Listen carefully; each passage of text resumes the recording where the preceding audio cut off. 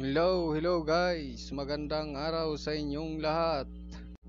Ako'y nandito pala sa bukid ngayon guys. Pinuntahan ko yung mga pinsan kong naglilitsyon ng baboy. Katulong dapat ako niyan guys sa pagkatay at saka sa paglitsyon.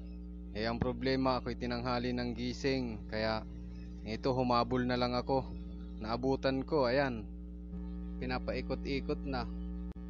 Sabi pa nga ng kasama ko rito, baka tulad daw ng iba, pinaikot-ikot lang. Baka merong nanonood dyan, pinapaikot-ikot lang. Syempre, bero lang. Mabalik na lang tayo dito sa litsyong baboy. Ayan, medyo malapit na sigurong maluto yan. First time ko lang palang makasama makapanood nung paglilitsyon, kaya wala pa akong ka-idea kung paano ang proseso nito. Kaya binidyohan ko sila para makita kung paano. Ito na pala guys, luto na siya. Bali tinatanggal lang yung mga itim-itim na yan, yung parang tulo ng taba, para medyo maganda naman tingnan. Sure ball, ready to deliver and to serve na yan guys. Salamat po pala sa panonood.